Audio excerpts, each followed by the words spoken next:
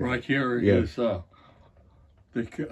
MOCA's initial temporary contemporary group that I was involved with. But this was the Noguchi Comes Home. Mm-hmm. This was the way what was happened was from the background. Folta was trying to get a grant from the National Endowment for the Arts for $55,000. Mm-hmm. And so I told them, I called NEA and say, how do we get the $55,000 for the public art? I was in the city at that time. And they said, well, you have to have somebody to make a consultant to get you a sculptor to do something. And so we, the group started with Ruth Watanabe, also many community leaders there, and they said that it was a good idea for us to start a art in public places kind of thing. And so we wanted to know who should be the, for the sculptor to be selected. So we talked to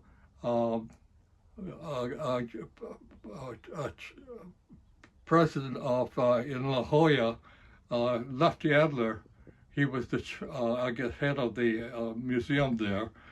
He came up, and we had a dinner and a luncheon in the Otani Hotel, and we asked him, how do we get that $55,000, and who should we get?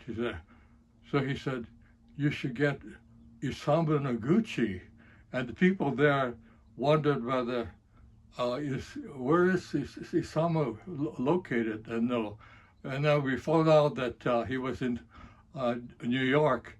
And so one day, after we had about 3 months of people trying to get to Isamu Noguchi, I got a phone call from one of the artists that knows Noguchi, and I called him one day, and I said, hello, Mr. Noguchi, and he answered the thing in New York, and I said, my name is Les Hamasaki, and we're interested in giving you a sculpture grant from India, and would you come to Los Angeles? I'll pick you up.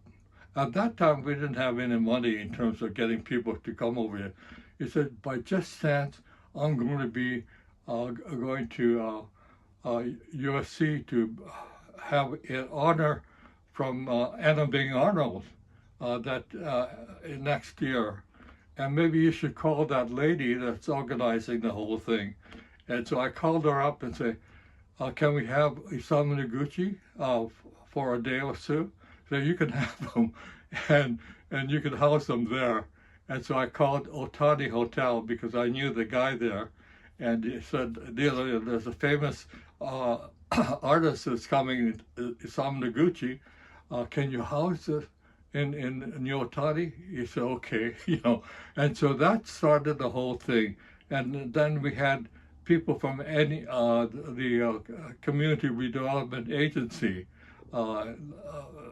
the chairman there, as well as the president, an evening with me, Isamu Noguchi, and they said, welcome to Los Angeles kind of thing.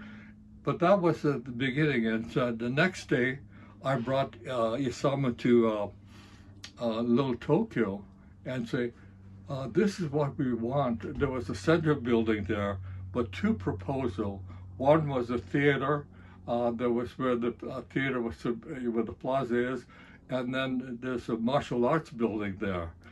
And so he came down and looked over, and the next day he said, I can't do it. It's like an alleyway, with 3 buildings. It's right in the corner, between the 3 buildings, and said, I can't do that. And so I told him to go to CRA and talk to them about it. And at that time, CRA had a percent for the art kind of stuff. And so he came down, and anyway, he said, I'm going to go back to New York. And before then, I said, we'll have a lunch with Jeffrey Matsui with Mayor Bradley's office. And so we had lunch there in Chinatown. And I said to Jeffrey, can you have Isamu meet with Tom Bradley before he leaves? And so that afternoon, he was able to meet with Tom Bradley. And Tom, he said, you know, they should do a plaza there kind of stuff. And Tom looked at it and said, you know, what is this thing about kind of thing? He didn't say anything. So, but a month later, he came back with a plaza proposal. And Tom said, yeah, I like it for the proposal that you have, but you know, you have to get the approval of the JACC board there. And I said, how do we do that now? But because I knew the JACC board, I was able to talk to Tom Bradley to arrange a meeting with the chairman of the LA Times, which was Franklin Murphy. He was formerly UCLA, but there was also at the JACC a room allocated to Franklin Murphy Library there. And I said, and so I took Isamu to meet with Franklin Murphy, and there was an artist critic was there and wrote that article about Noguchi Comes Home. His name was, I forgot, William Wilson. He wrote that and came out in the LA Times the next day. And so this was happening. And then next thing you know it, there was because I had Ruth Watanabe was part of Folta, and she was also with the JACC. A couple of days, I guess months later, she wrote a letter with Dorzaki to welcome Noguchi to Los Angeles to create a plaza kind of thing. So that's how it sort of happened. We didn't know anybody in the community did not have an idea what was happening. And so that was the beginning of Isamu coming to Los Angeles. And after we had the approval for JACC, Dorzaki, we had a community legal meeting. And at that time, he made a presentation to the community group that was part of the CRA operation. And one of the guys that mentioned to Isamu, I don't like the wall that you're doing to the street. And you know, it's an ugly thing. Isamu was kind of pissed off about that whole thing. And so later on, that evening we had dinner. I said, you won't be able to talk to these people anymore, and we'll just kind of organize it and so forth. So that's how it started with this movement of Isamu Noguchi. And this was a proposal that at the last time when I honored myself, they had this. This was, I guess, the photo that happened in '83 of little, you know, the plaza kind of thing. But then what happened was there's a lot of articles that came out in terms of art in public places that appeared in terms of what we did, in terms of the history of Little Tokyo and the art in public places. And that was a major problem, opportunity in terms of how Folta became well known at that period of time in 80-something, 83 or so. But the thing that happened was the major really issue in terms of what Folta did was to bring two people like Isamu Noguchi and Tajiri to Los Angeles. And these were international well-known sculptor and artists that was promoted, but they were born in Los Angeles. Isamu was born in 1904, and Tajiri was born in Watts area at that time. And so, but they became one of the famous world artists, but was from Los Angeles. So that's the history in terms of what happened. Like Tajiri's sculpture here, the friendship knot happened, and I'm not sure if you had an article about it, but Tajiri didn't like the commemoration of Kojima, who was the chairman of Kojima at that time, but they had a major problem with during the Second World War. And but sorry, 1 second. I'm getting a phone call. Things that from Folta as an executive director, I did not want to be in the front of the proposal. I mean, that's my role in terms of getting things done without the identity in terms of president of Folta kind of thing. I was the executive director, so I had Ruth Watanabe was there, as well as George Takei that had present Isamu do the development and so forth. But the friendship knot was really a square knot, and we call them the friendship knot because just let me open. The dog wants to come in. Okay, Joe. The friendship knot was a controversy with Tajiri, but the reason why I knew Kojima, the president of the development of Kojima at that time, and I said this would be a great. Well, this was before that. I asked Vince Sajiri, is a good friend of mine, suggested that we get Tajiri to do a sculpture there. And I said, oh, it sounds like a good idea.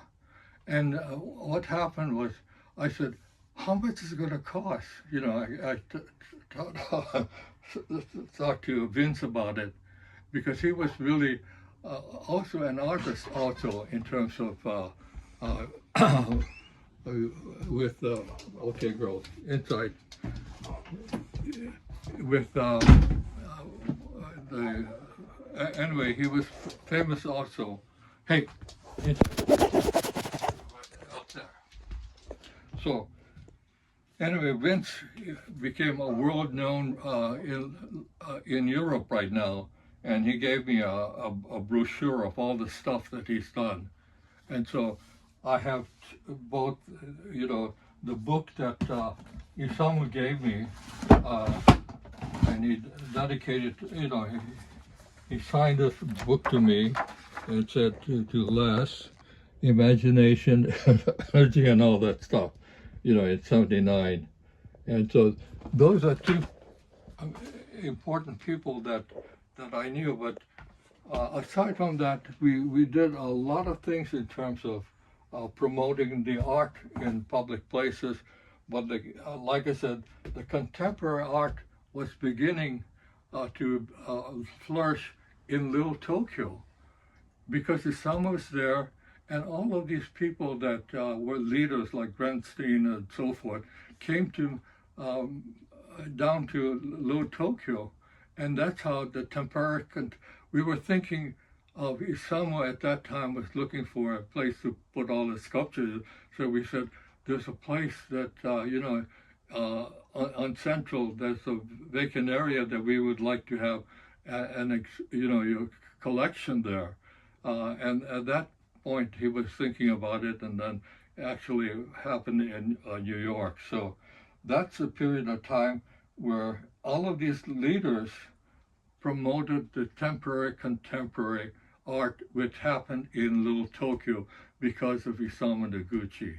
And so this is the background in terms of the future.